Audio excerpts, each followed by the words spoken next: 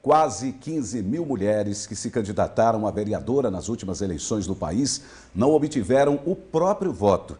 Isso aconteceu em 65% das cidades brasileiras. Foi o que aconteceu no município vizinho aqui de José de Freitas, no Piauí.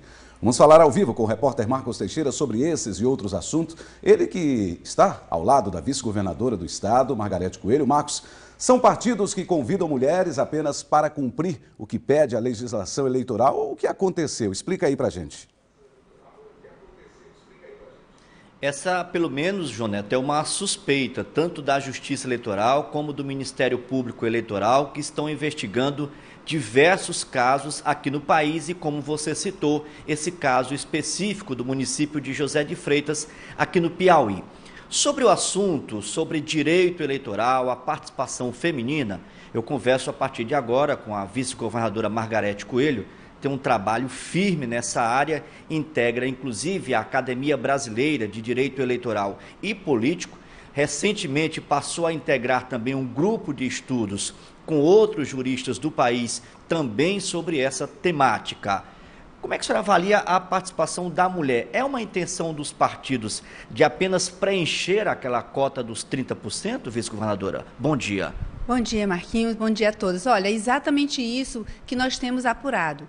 Partidos complementam a cota com mulheres que não têm qualquer capital eleitoral apenas para cumprir aquela cota de 30% exigido por lei para registrar a chapa. Essas mulheres não têm nenhuma militância política, elas são recrutadas muitas vezes na própria família, não é, dos candidatos. Você vê mães, esposas, irmãs dos candidatos e elas próprias não votam nela porque elas têm outros candidatos e a intenção não é só candidatar. O caso de José de Freitas foi o primeiro caso apurado no Brasil, né, e que deu ensejo a toda aquela campanha do Tribunal Superior Eleitoral com relação à participação das mulheres na política. Ou seja, o movimento feminino ele defende a participação da mulher, mas não dessa forma. Nós queremos que a mulher participe efetivamente, que ela participe para ganhar as eleições e não apenas para compor chapas, porque isso faz com que baixe a representatividade da mulher. Nós não temos conseguido chegar aos cargos eletivos exatamente porque as mulheres recrutadas para se candidatar, elas não vêm da militância, elas não têm um capital eleitoral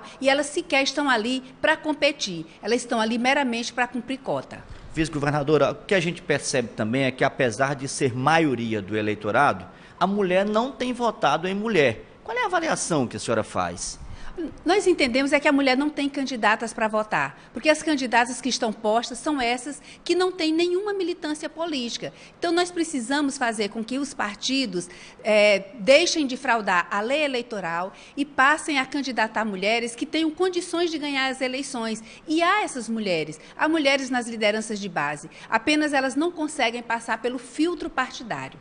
Amanhã é uma data importante sobre a participação feminina no processo eleitoral no país, amanhã, dia 3 de novembro. Qual o significado dessa data para as mulheres no Brasil?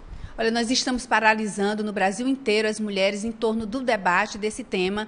Amanhã nós faremos 83 anos do voto da mulher, ou seja, a mulher começou a votar e a ser votada 100 anos depois de ter iniciado a história de voto no Brasil. Então, também isso, essa pequena militância das mulheres, esse pouco tempo de militância das mulheres e de participação na política, o que nós entendemos é que a mulher passou muito tempo vinculada a outras lutas, as lutas pela igualdade, pela liberdade sexual e reprodutiva, enfim, outras lutas, igualdade no trabalho, outras lutas que requisitaram as mulheres antes da luta política. Então, nós amanhã nos reuniremos em Brasília, a ministra Luciana Lócio está presidindo esse grupo do qual eu faço parte, e para que nós apresentemos numa roda de debate ao Tribunal Superior Eleitoral um caminho a seguir nessa luta contra essa baixa representatividade da mulher, que prejudica também a qualidade da democracia. Digamos assim que a Justiça fez a parte estabelecendo essa cota, mas faltariam os partidos estabelecer condições para que as mulheres possam disputar em pé de igualdade com os homens?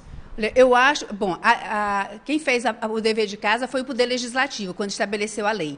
Eu acho que falta o Poder Judiciário fazer a parte dele, reconhecendo que, como já faz, reconhecendo que é fraude a candidatura laranja de mulheres, só que a consequência tem que ser, como o tribunal já apontou, cair toda a chapa. Então, se a chapa foi composta com candidaturas laranjas, a consequência é que aquela chapa caia inteira, não importa quantos foram eleitos. Então, enquanto a sanção não for realmente efetiva, nós não vamos conseguir. E é essa a tendência, né, que nós entendemos que o tribunal tem apontado, é o que o Ministério Público tem pedido no Brasil inteiro e é o que o movimento das mulheres pedem também no Brasil inteiro. Vice-governadora, para a gente concluir, fazendo uma avaliação das eleições municipais aqui no Piauí, o PP, partido da senhora, foi o que fez o maior número de prefeitos, 40 prefeitos. Por conta disso, o partido vai reivindicar uma participação maior no governo do Estado a partir do ano que vem, tendo em vista mudanças, possíveis mudanças no secretariado, levando em conta esse novo desenho político do Estado que passa pelos novos eleitos?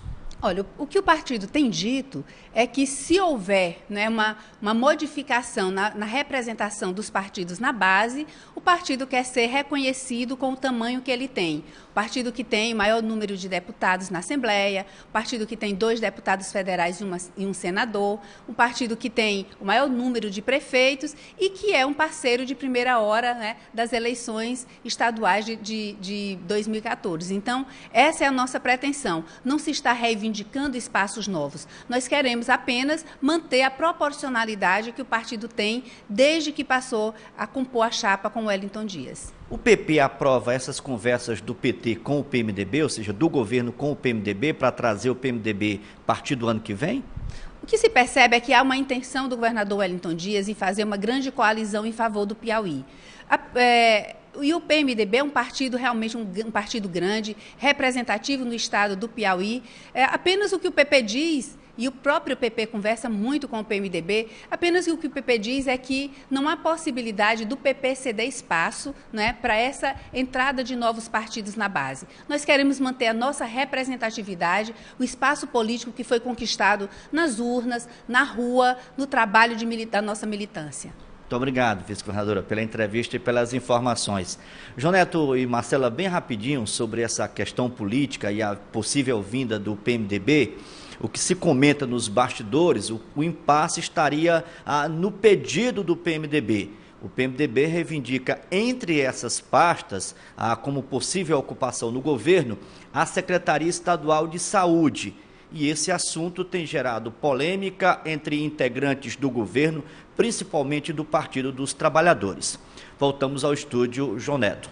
Aguardar os acontecimentos, né, Marco, para definir essa nova situação na política do Piauí.